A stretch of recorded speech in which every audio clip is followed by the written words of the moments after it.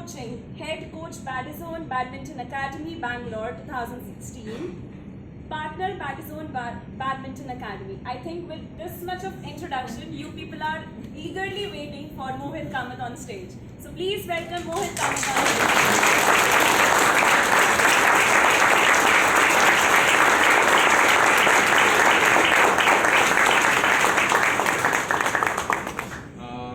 Thank you, Simran, for such a warm welcome. It really feels nice when you get an introduction from a DDLJ star. Okay, so and again, thanks for a very short introduction. And I want you all to imagine this scenario. As a 13-year-old, I was sitting on the hot seat of a barber shop, and barber was trying to cut my hair in a straight line. My dad was sitting behind. It was just Sunday morning in the month of March, and all of a sudden he came and he was saying, "Look, son, look, what is there in the newspaper?"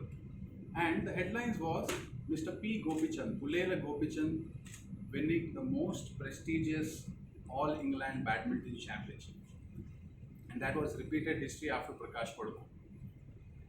And below that, it was written as state level coaching camp, residential, free of cost. I think that connected with father.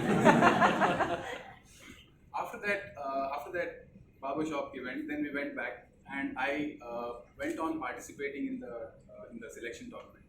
Can you guess what happened there? Of course, I got selected because there were only 4 participants. Let me give you my family background.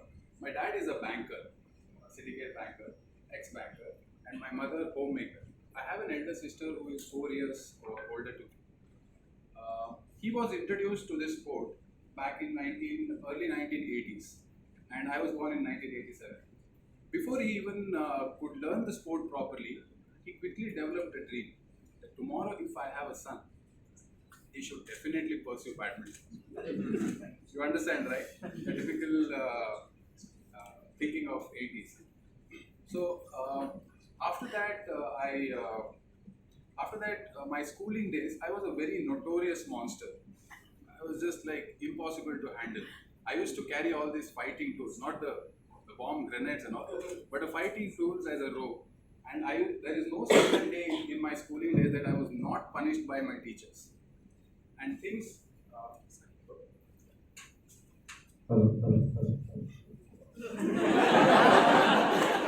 Things really feel me.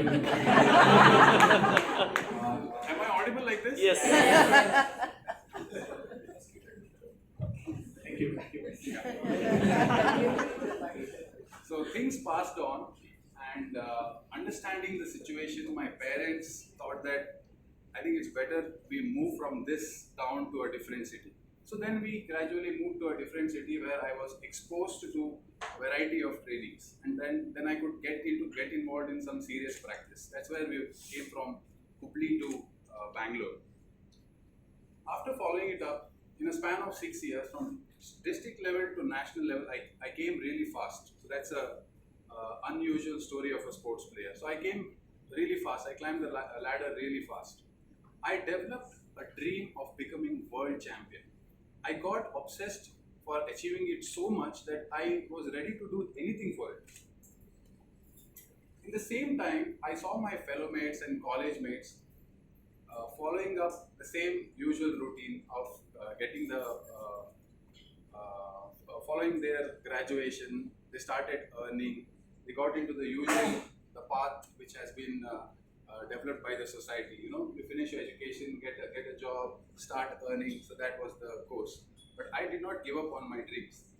My dreams just stood little unique from all of them. Then I started continuing chasing my dream. I got some opportunity from European clubs and European nations like Sweden, Finland, Russia, and Italian clubs. That I went and sparred in that national teams. So that exposed me to international badminton.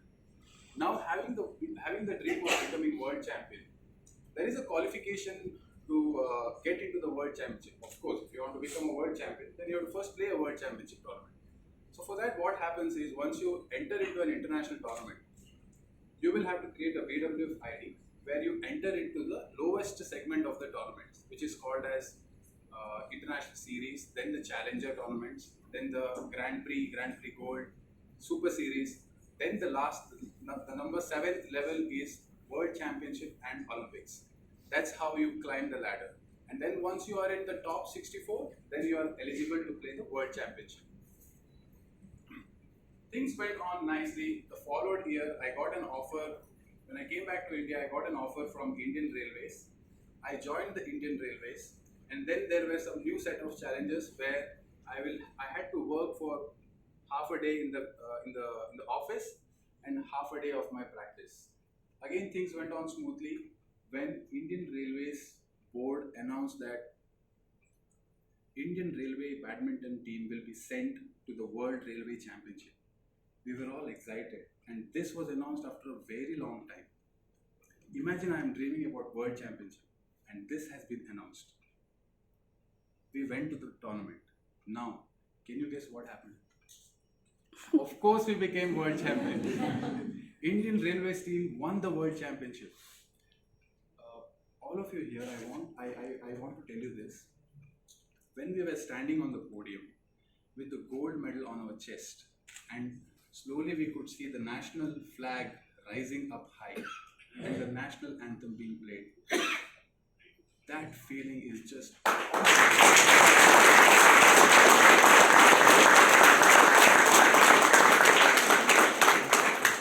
nothing in this world. I repeat it, nothing in this world can replace that. Nothing in this world can buy that. That feeling is unexpressible. That's why if you see, most of the sports people, they sacrifice their entire life for that one moment. It could be around 3 minutes or 6 minutes, and that's just worth it. So, realizing my world championship dream, when I was coming back from that championship in my plane, by retrospection, I realized that actually I had realized my dream. I had become a world champion. Maybe not in the right road, just like how Sindhu did, but I was dreaming it and I could do it. That's why you have to dream, right? So now, how many of you are dreamers here? I mean, dreaming not about the dream girl Hema Malini and Usha Patani. Dreaming about achieving what you want in your life. Please keep dreaming. That's my message here. Things went on smoothly again. Came back. I was following the routine of half a day work in my railway office and half a day of practice, until when I hit a major knee injury on my right knee. While I was playing, I just tripled off and I had a patellar tendonitis and I snapped my hamstring. That is when I had hit the reality of life. Then onwards, my life was, I realized that life is not greener on either side, right? The dream life which I was living, like a lot of attention with my friends and always pampered because I was a champion, that was gone. Slowly I started getting involved in my teaching young kids in my academy, started assisting my head coach. Slowly I started owning my professional skills of becoming a coach. That was just unknowingly happened. And after that certain time, I realized that this could also be a professional path. Thankfully, at that time, Sindhu and Saina were doing really well in the world badminton. That gave most of the people here in India to take a courageous step of becoming coach. If you just find out, a lot of people are coming into the sport right now. So that happened, and I took a courageous decision. And can you guess what was the decision? Yes, I did not look back. I quit the job, took the decision of becoming a coach, and now I am a coach. Let me tell you one more thing. Being a coach is entirely different than being a player. And when you are a player, it's all about you. It's about me. How will I do it? How will I win a tournament? How will I beat that opponent? How will I achieve this? It's all about me, I. It's like an iPhone. Always I. But becoming a coach, that's a different spectrum. You will have to look, it's never about you. You will always have to look about the players, about the highly energetic, highly excited, over-expected expectations from the parents, the investor management, and lot of things. So today, I feel immensely proud that I have quit my job of railways, a government job, and then I'm started coaching now. I'm having a really good time in my life, and yes, that's it. I think no more words from me now. Thanks for inviting again for a filmy event here.